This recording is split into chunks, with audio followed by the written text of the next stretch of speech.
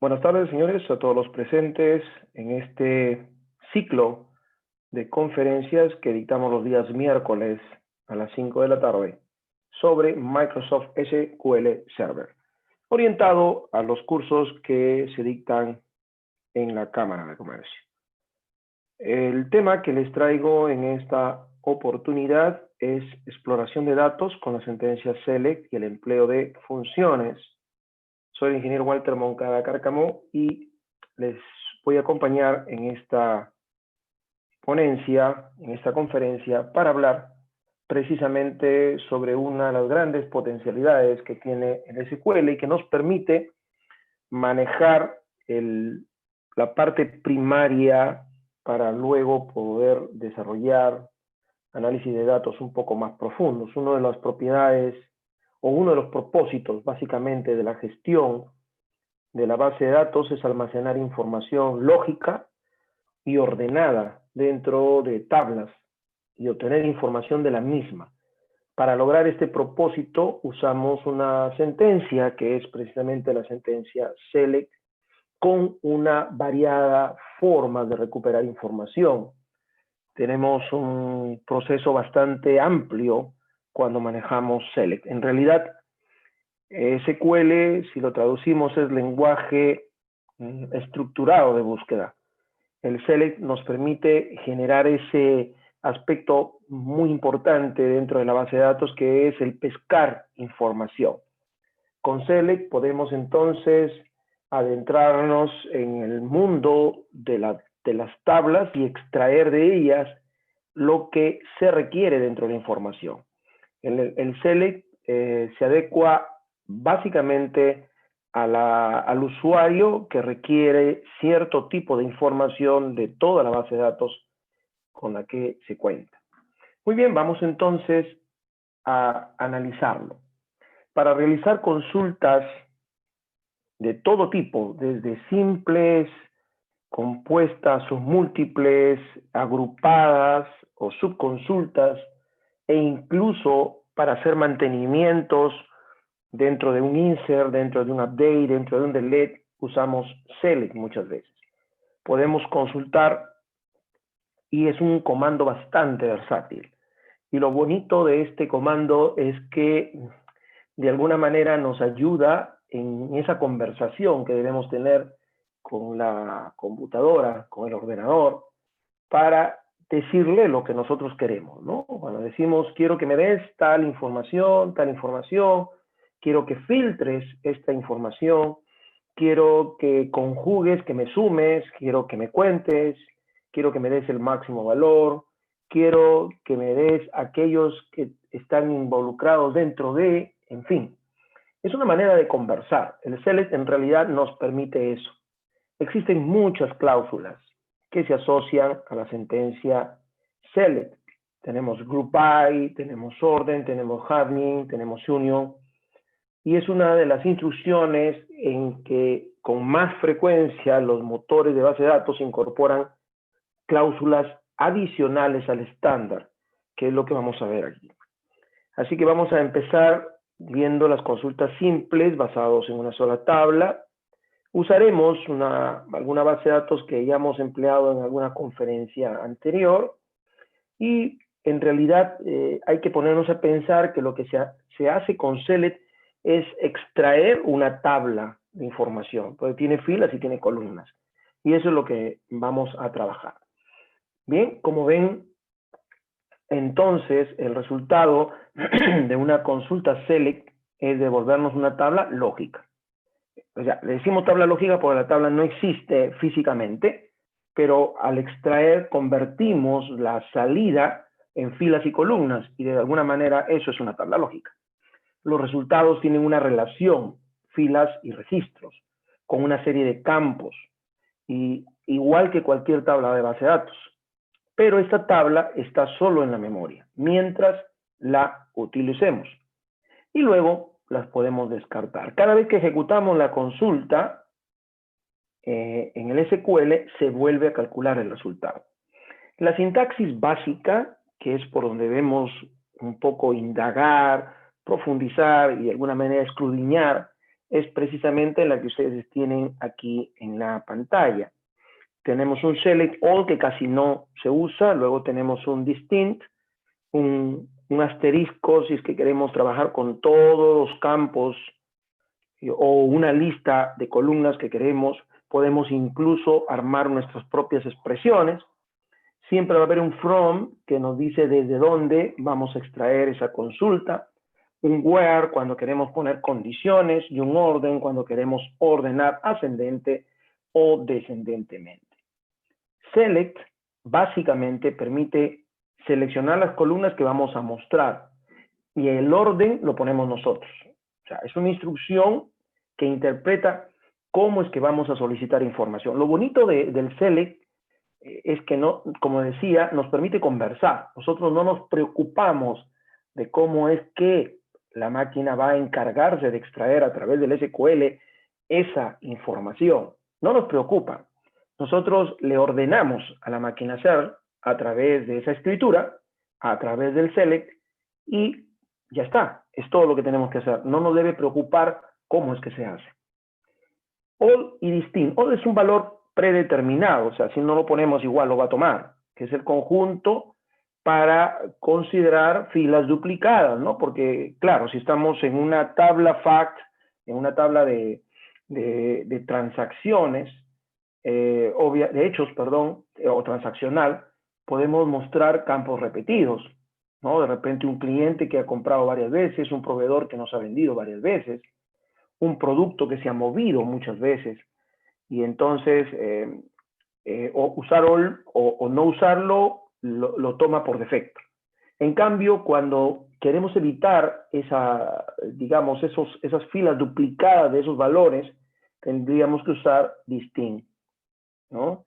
Al realizar una consulta, si hay registros exactamente iguales que aparecen más de una vez, entonces se va a eliminar.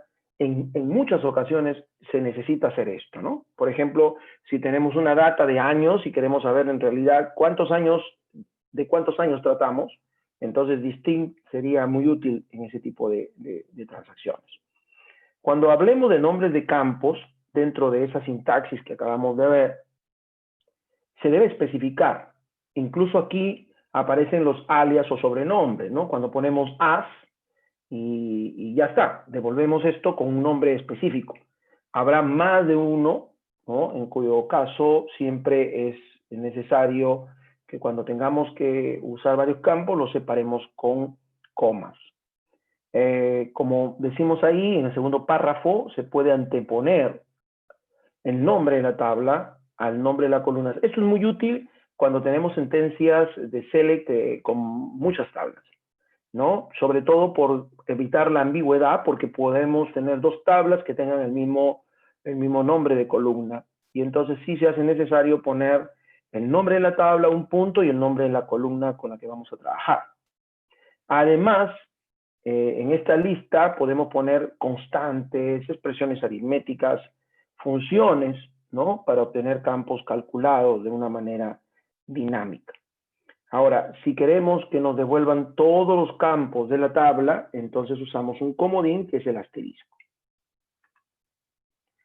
Los nombres indicados sí tienen que ser exactamente los nombres de los campos.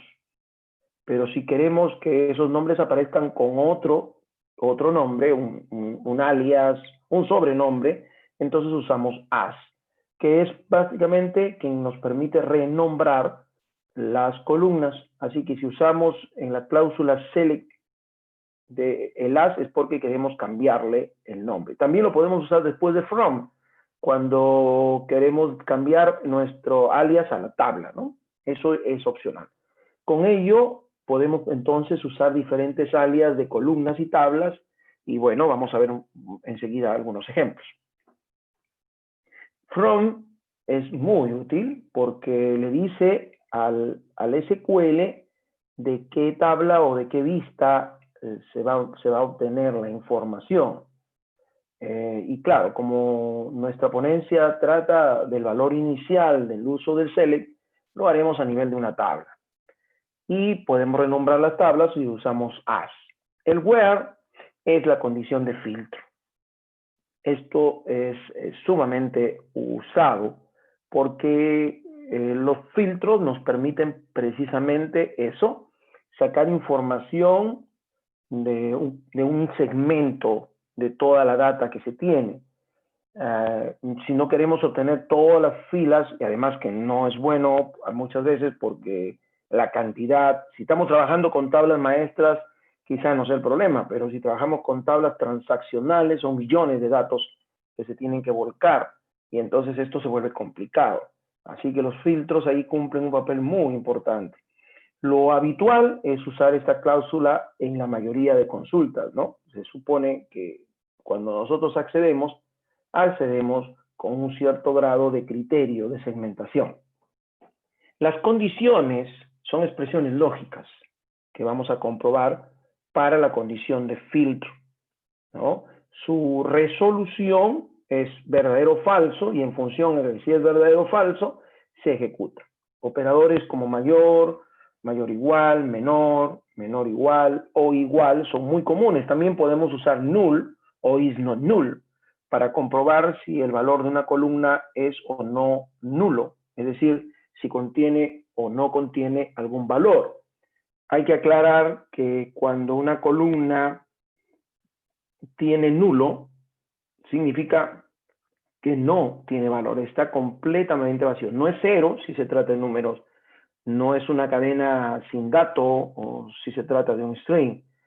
Entonces simplemente no hay dato. Por eso es que cuando nosotros creamos tablas le podemos decir a la máquina que ese campo admita nulos o no los admita, ¿no? Por ejemplo, los campos que van a ser claves, obviamente no se permite que sea nulo. Y tenemos un atributo que es el like, que nos permite utilizar caracteres comodines especiales como el porcentaje, el signo, digamos, bajo, parece el menor.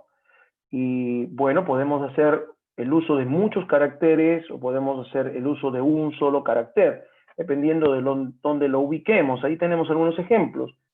Si queremos usar, por ejemplo, dentro del campo nombre, aquellos que empiecen con A, entonces ponemos la letra A y luego el porcentaje que implica el resto no importa. Y si decimos que acabe con A, pues el resto no importa siempre y cuando el último sea A, como vemos en el segundo ejemplo.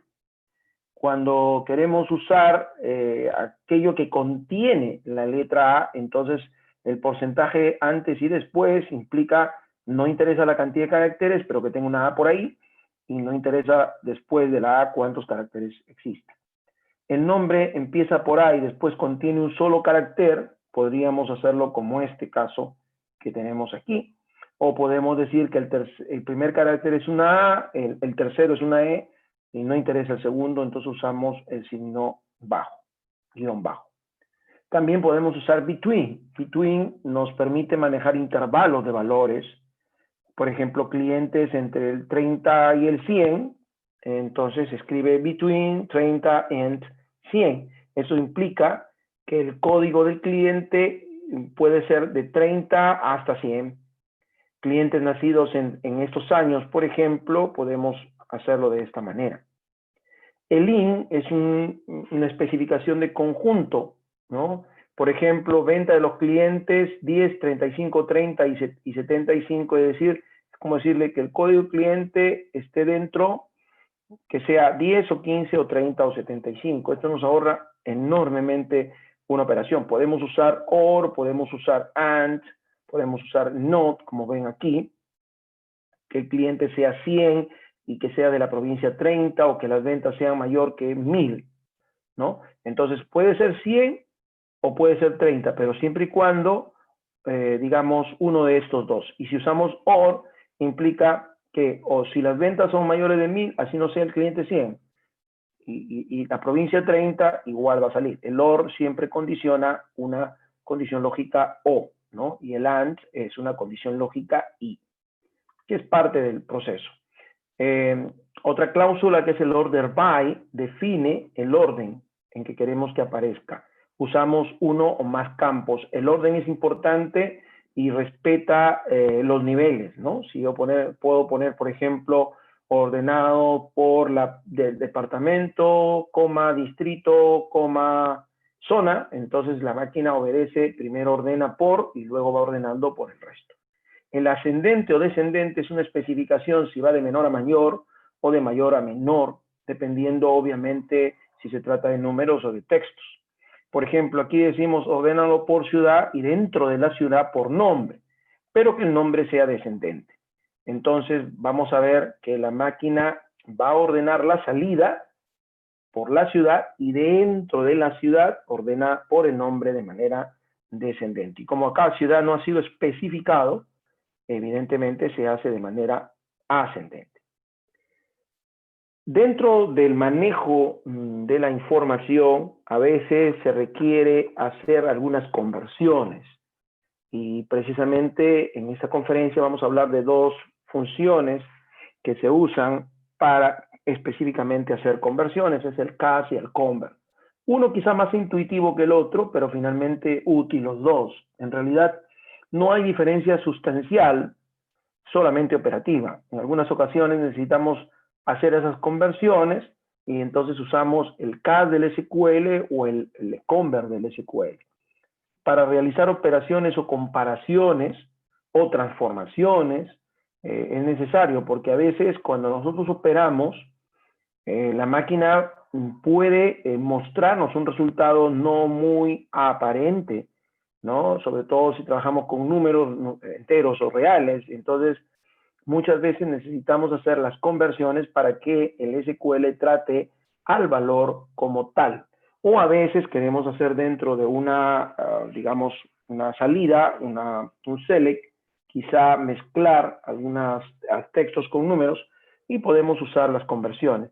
También es muy útil cuando queremos manejar fechas, ¿no? Porque las fechas hay momentos en que las necesitamos tal cual, ¿no? O sea, día, mes, año, más hora, minuto, segundo, o a veces simplemente necesitamos trabajar el año, el mes y el día, ¿no? Y entonces el convert y el cache cumplen un papel muy importante. Las funciones de conversión comúnmente se usan especialmente para cumplir con estándares de datos, ¿ya? Por ello estamos en un conjunto de datos heterogéneos y eso lo tenemos que manejar adecuadamente. Los tipos de los datos requeridos deben convertirse a otros tipos de datos de cálculo y entonces necesitamos obligatoriamente usar convert o CAS. Aquí tenemos un ejemplo. Cuando multiplicamos datos del sistema decimal, por ejemplo, con un número entero, los datos experimentan internamente una transformación. Eso le llaman la conversión implícita, ¿no? Implícitamente un número entero a tipo de datos en un sistema decimal. Así que el resultado es real. Pero muchas veces no se tiene eso. Entonces, cuando la conversión no es implícita, propia del SQL, hay que obligarlo, y eso se hace a través de convert o de CAS. Por eso decimos ahí que cuando tratamos con dos valores que son de la misma naturaleza, pero diferentes tipos de datos, ¿no? El motor los convierte, ¿no?, al tipo de datos más bajos. Hay todo un contexto aquí que, bueno, no lo vamos a explicar en esta conferencia, pero hay una serie de tipos de datos. El SQL tiene una variedad de tipos de datos y a veces usar uno con otro necesita esa conversión. Así que las conversiones explícitas se hacen con SQL CAS o SQL Convert. Algunos consejos rápidos para tomar en cuenta. CAS es puramente un estándar de ANSI SQL. Convert es una función de SQL del mismo modo que le decimos a carácter, a fecha, que usáramos en Oracle, por ejemplo. CAS está predominantemente disponible en todos los productos de base de datos. No hablemos, cuando hablamos de SQL, no solamente hablamos del SQL Server, ¿no? Podemos estar usando de Oracle, podemos estar hablando de Access, podemos estar hablando de Azure, o sea, cualquier gestor que use SQL. No habrá una diferencia importante en términos de ejecución entre CAS y Convert, ¿no? Sin embargo, hay una ligera diferencia en los tiempos de ejecución interno, pero eso no lo notamos. O sea, como operadores generalmente no lo notamos, y si alguien tiene por costumbre usar una de ellas, bienvenido sea. O sea, no es necesariamente obligatorio usar uno u otro. Vamos entonces a adentrarnos a nuestro paquete que estamos usando para las conferencias, que es el SQL, y por aquí teníamos precisamente esta base de datos que habíamos hecho en una conferencia anterior. Ya habíamos creado una base de datos que tiene SQL, Microsoft, perdón, y lo habíamos convertido esto y habíamos relacionado la tabla, ¿no? Y ya hay datos aquí, así que claro, para que el select funcione, evidentemente necesitamos que haya datos. Vamos a trabajar, por ejemplo, con una de estas tablas para empezar, y conforme vayamos mirando algunos otros detalles, lo vamos profundizando. Por ejemplo, aquí estamos en Contoso, así que yo le digo, muéstrame todos los campos de la tabla, por ejemplo, dim product, ¿no? Entonces yo digo, muéstrame todos los datos de esta tabla. Ejecutamos y la máquina nos muestra todos los campos de esa tabla. Tenemos 1690 registros. O sea, si hiciéramos esto o hiciéramos este otro, el resultado sería el mismo. A eso nos referíamos. O sea, el load está de alguna manera implícito. Si yo quisiera usar esto, pero solo con algunos campos, entonces tengo que decir qué campos quiero que me muestres. Yo quiero que me muestres, por ejemplo, el campo, vamos, podríamos haberlo puesto de esta manera, ¿no? Normalmente cuando lo hacemos hace un momento, pero ahora yo deseo que solo se salgan algunos campos, como por ejemplo el product key, ¿no? Quiero que me salga el product name, ¿no? El product name. Quiero que me muestre la descripción, así que la descripción del producto, y quiero que me muestre el costo unitario, el unit cost, y quiero que me muestre el precio unitario, el unit price, ¿no?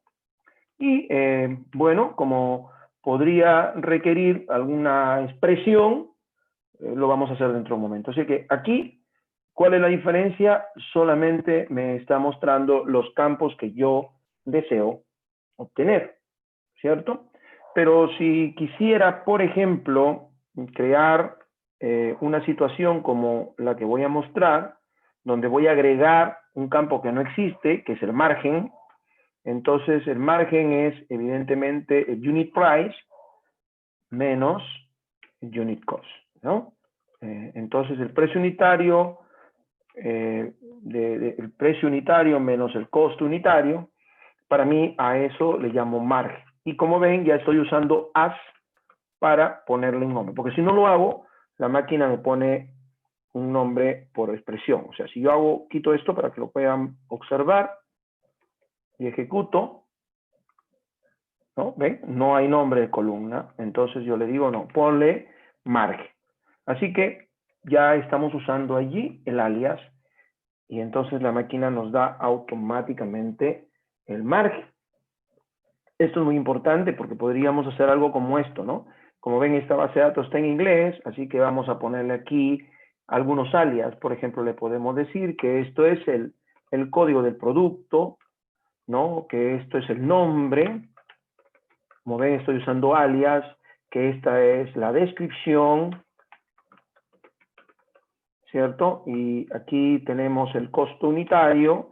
Si voy a usar un nombre compuesto, entonces sí es necesario ponerlo entre corchetes, ¿cierto? Costo unitario. Y puedo poner acá precio unitario, ¿no? Entonces pongo aquí en corchetes precio unitario y entonces ya tengo los nombres que yo he decidido poner. Listo. Ejecuto y como ven, ahora tengo las columnas con los nombres adecuados a lo que quiero mostrar. Para esto sirve el as. Claro, no se tiene que usar as para todo, necesariamente, pero como que esto sirve para manejar, ¿cierto? Muy bien. Y dentro de este proceso es donde surge la necesidad de ir aplicando algunos detalles de filtro, por ejemplo. Y entonces podemos usar el where para el filtro. Podemos hacer algo como esto, ¿no? Muéstranos todo esto, hasta aquí está bonito, donde, ¿no? Donde pongamos la condición que queremos. Por ejemplo, que el margen sea pues mayor de 100. Entonces yo le digo donde esta diferencia sea pues mayor o mayor de 100. ¿Ok? Y entonces ejecutamos, ya estamos poniendo las condiciones y como ven, la máquina me está mostrando aquellos que tienen un margen mayor de 100 soles. ¿Se dan cuenta? Ya empezamos a manejar algunos filtros, que esto es sumamente necesario. Vamos a obviar ahora, vamos a trabajar con todos los campos, pero esta oportunidad en Product, vamos a trabajar, por ejemplo, aquellos donde el nombre del producto, ¿no? O sea, el product name, contenga. Por ejemplo, yo quiero que me muestre todos aquellos que sean videos. Entonces, el nombre del campo, video, o la descripción también, ¿por qué no? Al decirle esto, y estoy poniendo la condición, el filtro, y aquí estoy poniendo el atributo que quiero manejar. Entonces le digo aquellos que contengan en el nombre el término vídeo. Como ven aquí, no importa dónde esté la palabra vídeo, puede estar al inicio, al final, internamente, etcétera, ¿no? Que es muy distinto si decimos que empiece, ¿no? No sé si tendremos algún campo que empiece con el término vídeo, pero podemos hacer esto. Si yo hago esto, le estoy diciendo que empiece con el término vídeo. No hay ninguno, pero de repente sí lo tenemos al final, vamos a ver, ¿no? Que termine con el término vídeo tampoco. Entonces no tenemos esa naturaleza, pero podríamos necesitarla, pero sí podemos, por ejemplo, decir todos aquellos que empiecen con SC, ¿cierto? Y entonces me muestra, ya, no tengo nada, a ver, vamos a ver, vamos a buscar a alguien que tenga por ahí para poderlo manejar. ¿Okay? Vamos a verlo, ejecutamos. ¿Qué pasó? Ok, vamos a verlo así. Por ejemplo, todos aquellos que empiecen, aquí tenemos, con WWI, ¿no? Entonces decimos que empiecen con WWI, ¿cierto? El nombre del producto. Podríamos usar también la descripción. Y ahí está, ¿no? Entonces todos los nombres que empiecen con WWI, y como ven, solo se trata de ubicar correctamente el comodín. El comodín es muy importante. Esto se usa muchas veces para los browsers, esos combos que ustedes ven en los formularios, ¿no? Cuando queremos que en un formulario se muestren todos aquellos que los clientes Rodríguez, los clientes Pérez, los clientes Zabaleta, ¿no? Entonces, podemos hacer una búsqueda de este tipo para efectos de manejar. Ahora, por ejemplo, vamos a hacerlo también a nivel de, a ver, tenemos aquí una posibilidad de manejar de repente productos cuyo precio, ¿no? Entonces decimos where, ¿no? Unit price, por ejemplo, cuyo precio esté entre dos valores. Así que decimos between, por ejemplo, o sea, entre 100 y 200, ¿no? El precio sea entre 100 y 200 y entonces podemos mirar los productos que tengan ese precio, ¿no? Ustedes aquí lo ven, el unit price, entre 100 y 200. Eso implica y, ¿no? Porque podríamos hacerlo igual. Observen que aquí teníamos 334 registros. Podríamos haber hecho algo como esto, ¿no? Decimos unit price mayor igual que 100 and, ¿no? And unit price pues menor igual que 200, ¿cierto? ¿no? Y ejecutamos, esto nos va a dar el mismo resultado, ¿cierto? Que si usamos between. Pero claro, aquí eso es mucho más rápido, ¿no? Mucho más rápido. También podríamos de repente, no sé, a ver, usar subconjuntos, ¿no? Por ejemplo, aquí tenemos un color ID. Vamos a coger el color ID y le decimos, muéstranos todos los campos o algunos campos. Vamos a ponerlo, aprovechar esto que ya hemos hecho y que estaba bonito. Hasta aquí, estos de aquí, ¿ok? Vamos a copiar acá abajo. ¿Ya? Ya están. Donde el color ID esté dentro de los valores que vamos a poner. Por ejemplo, 1, 2 y 4. ¿Cierto? Entonces, la máquina nos va a mostrar solo los campos que hemos indicado, ¿no? Con sus alias. Y ya, bueno, para que se pueda mirar, vamos a agregarle por aquí ese color ID, ¿no? Color ID. Ya estamos. Ejecutamos. A ver. Acá está, color ID. Bien, tenemos 2, tenemos 4, y si hay por ahí alguno que tenga 1, pues va a aparecer, ¿no? Entonces está mostrándonos solamente aquellos cuyo color ID sea 1, 2 o 4. Podríamos decir esto mismo y hacerlo de esta manera, ¿no? Pero ya implica un trabajo mayor, ¿no? Una codificación mayor. Color ID sea igual a 1 o el color ID sea igual a 2 o el color ID sea igual a 4. Y obtenemos, ¿no? Si aquí tenemos 563 registros y ejecutamos esto, pues nos va a dar lo mismo, pero de otra manera, ¿no? Y usamos en un caso un formato u otro. Eso muchas veces no se critica, porque va a depender de cómo estamos nosotros acostumbrados a trabajar.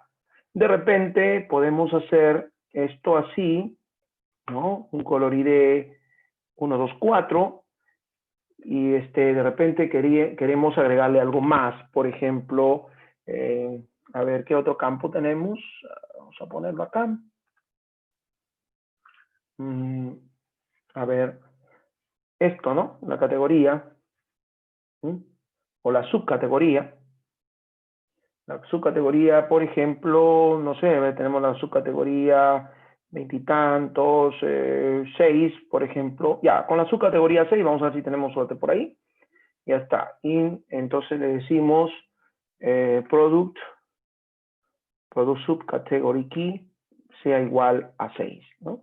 Y bueno, para que se vea aquí, lo ponemos acá, ¿no?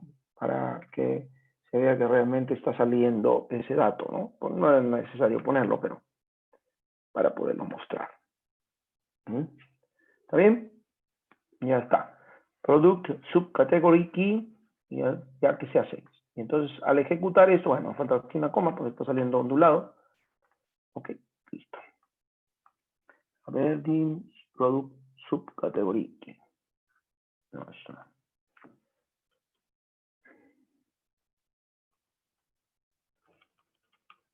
El campo. Exactamente. Este campo es el que quiero que me muestre. Y entonces voy a mostrarlo aquí, en esta consulta. Y ya ven, y tenemos un conjunto de datos tal como lo estamos mostrando. ¿Ven? Entonces, si se dan cuenta, aquí estamos mezclando un poco los operadores lógicos y ya está, ¿no? Y ahora esto, de repente, lo queremos ordenado, ¿ok? Y entonces a toda esta consulta la podemos luego ordenar. Ordénamelo por ejemplo, el nombre o, vamos, sí, el nombre del producto. En este caso, product name, ¿no? Claro, no podemos usar, no olviden, el nombre del campo. Si no ponemos nada es ascendente. Y si ponemos descendente, lo hace por defecto. Siempre es ascendente. Y ahí está. Quizás no lo notamos mucho porque ha estado ascendente. Pues vamos a ponerlo descendente para que se vea. Y entonces ahora sí está ordenado descendentemente. ¿Ve? El nombre está ordenado de manera descendente, como pueden ver. ¿Cierto? Vamos a mirar aquí algo que también es importante. Por ejemplo,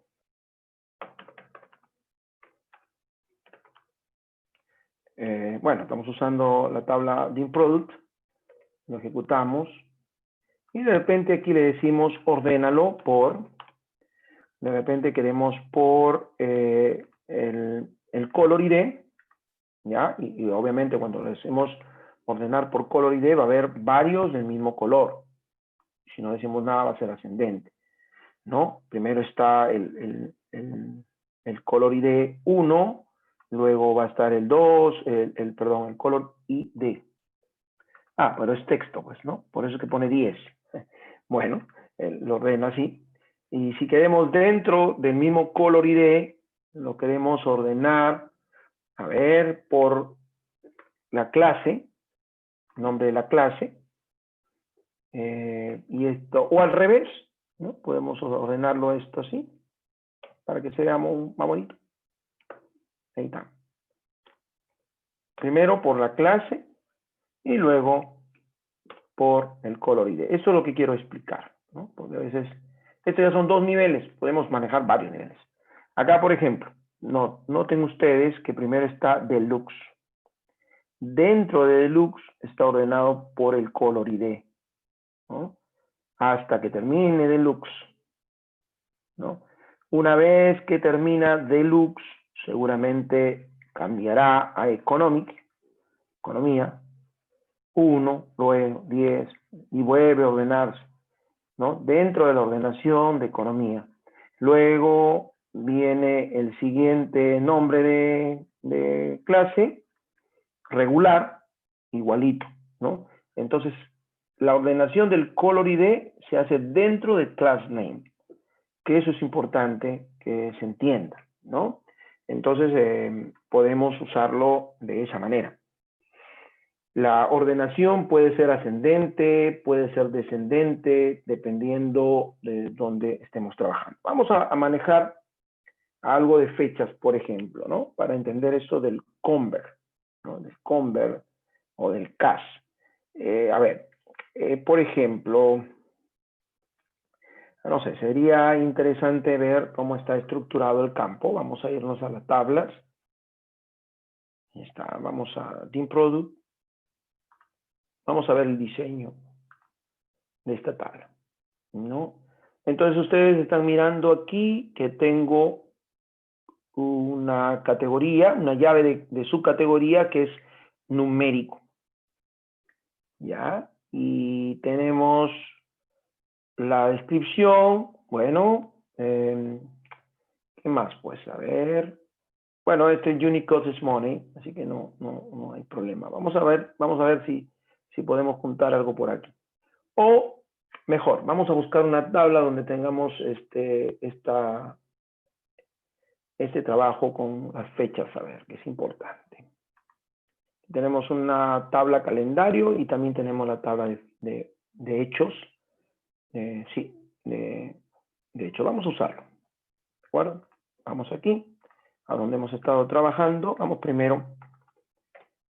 Tenemos aquí un from, una tabla, digamos, de hechos, que sería, en este caso, la tabla fact sales, ¿no? De ventas.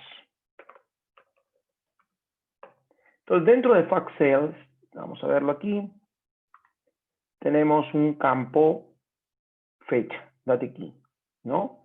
Y entonces necesitamos manejar, por ejemplo, vamos a ponerlo bonito acá, todos aquellos cuya venta podría hacerlo entre una determinada fecha. Por ejemplo, el año. No recuerdo de qué año tenemos acá. Vamos a poner 2010, a ver si tenemos suerte. Porque esta tabla tiene muchos campos. Si ahorita lo ejecuto solo esto, nos vamos a demorar en esperar el resultado, ¿no? Así que hacemos, el año de ATKit, por ejemplo, sea igual a 2009, creo que hay información. Vamos a ver. Ya está. Sí, tenemos aquí información. ¿Se dan cuenta? Bien, tenemos aquí 604.000 registros. Listo. Esto, por ejemplo, nos permite manejar algunos detalles sobre fecha que quería mostrárselo. Por ejemplo, a ver, es importante entender esto, miren. Voy a declarar, primero voy a setear para tener un formato de fecha, día, mes y año, ¿ok? ¿Listo? Ejecuto para tener date, month, year, ¿ok? Y le digo, por ejemplo, voy a declarar una variable llamada f, que es un small datetime, ¿no?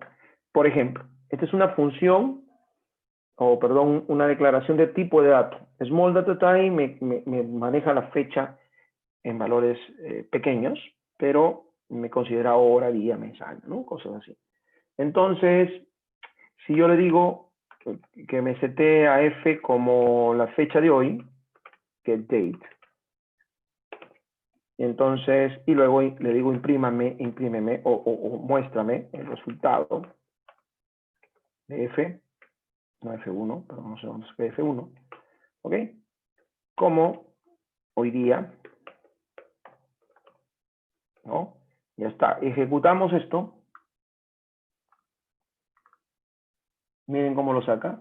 Entonces tenemos hora, minutos, segundos y cómo me está mostrando la fecha. Entonces vamos a hacer aquí algunas conversiones. A ver, ¿cómo lo hacemos? Vamos, hacemos rápidamente un print aquí.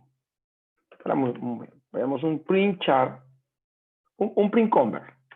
Vamos a convertir, por ejemplo, a una cadena de 50 caracteres a la fecha. Hacemos lo mismo, pero ahora con convert le vamos a ir dando algunas especificaciones. Por ejemplo, como esta, y vemos qué es lo que pasa, ¿ok? Luego lo convertimos a 101, de 100 entonces. Pues a 1, vamos a ver qué pasa con 1. Los formatos son muy variados. Observen y vamos a tener la posibilidad de mirar las diferentes formas en que se convierte una fecha. A ver, 104 y 105, ¿eh? Y vamos a ver todos los formatos que tenemos. Ahí estamos. Ejecutamos. Y aquí están los mensajes, ¿no? Entonces, miren, el primer print que vemos aquí me está mostrando la fecha de este formato, ¿cierto? La hora de hoy. Me está mostrando este coma 1, me muestra la conversión de esta forma. Cuando le ponemos 101, me muestra de esta forma. Cuando ponemos 102, de este formato, 103, 104 y 105. ¿Se dan cuenta? El convert tiene esa posibilidad de hacer conversiones y entonces muchas veces se necesita manejar, por ejemplo, ventas entre fechas específicas, ¿no? Digamos, por decirlo de una manera, que se encuentren entre una fecha inicial y una fecha terminal. Vamos a ver algo por aquí que tengo para poderlo mostrar y luego buscamos una forma de aplicar en donde estamos trabajando, ¿ya? Aquí tenemos una base de datos real que tiene una serie de procedimientos. Por aquí me interesa este aquí. Para no tener que escribirlo, lo voy a copiar. Ok, acá está. ¿Ya? Por ejemplo, yo puedo hacer esto mismo en mi tabla que estoy trabajando. Las fechas. Entonces, le digo, muéstrame todas las ventas el fact sales, donde la fecha, el date key,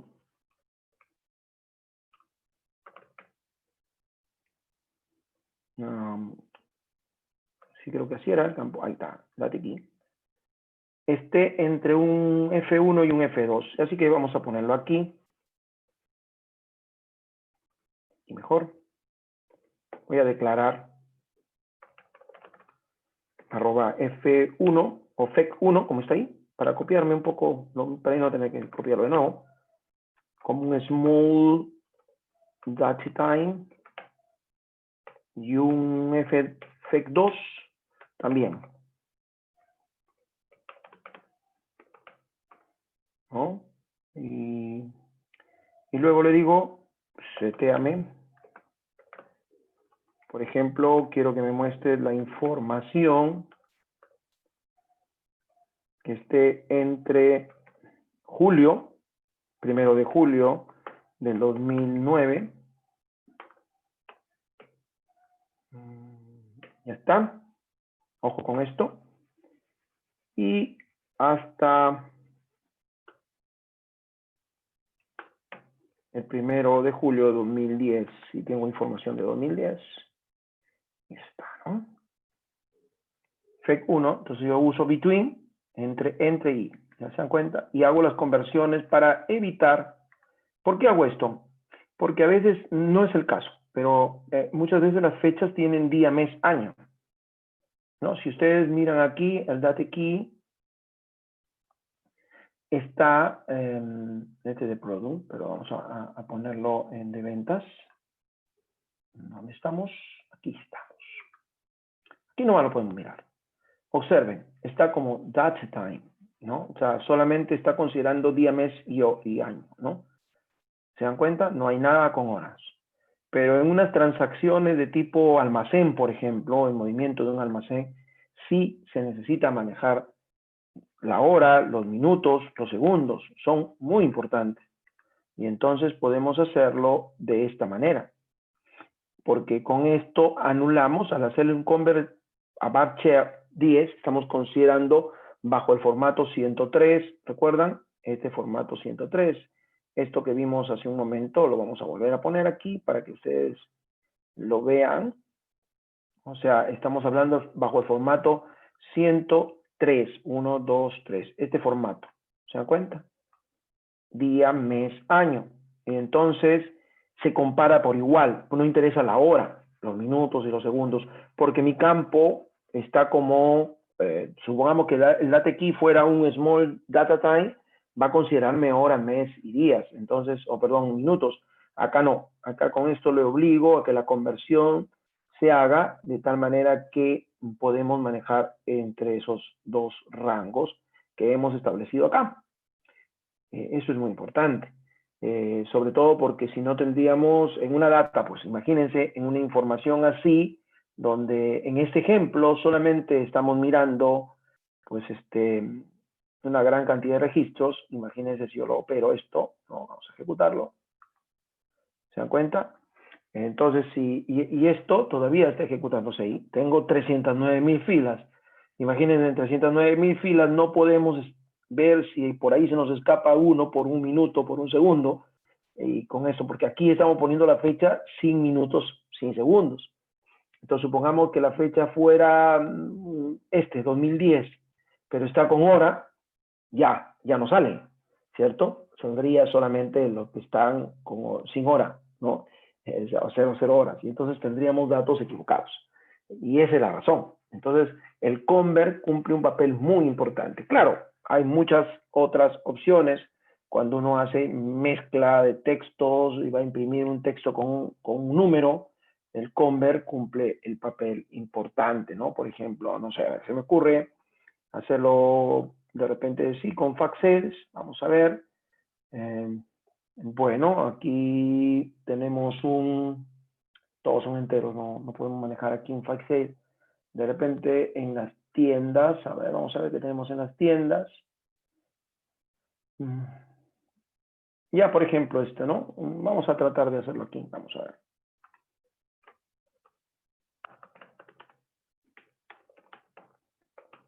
con las tiendas, Steam Doors. Estas son todas las tiendas, pero yo quiero que me muestre, por ejemplo, en el campo Story Key, luego el Store Name, y también quiero que me ponga el número de empleados. Pero acá le digo, por ejemplo, vamos, si sale así, va a salir 1, el contoso Civil Number 1 Store, y quiero el número de empleados. Entonces, hago como esto, ¿no? Si yo en este momento quiero concatenar, ¿no? Quiero hacer esto así, por ejemplo, y le pongo aquí, vamos, el número de empleados que hay. Si yo hago esta operación, ¿no? Me va a salir error. Entonces yo le digo, no, conviértelo. Como sé que es un número, lo voy a convertir. Conviértelo a un char de 5. Voy a poner un ejemplo. El número de empleados, ¿no? Y ahí entonces hago como esto, ¿no? Y entonces tengo pegado aquí el número de empleados. ¿Y por qué? Porque he querido mezclar un dato que no es numérico, como store name, con un dato que sí es numérico. A veces, señores, se necesita esto, ¿no? Con, por ejemplo, podemos poner algo así, y acá le ponemos empleados, ¿no?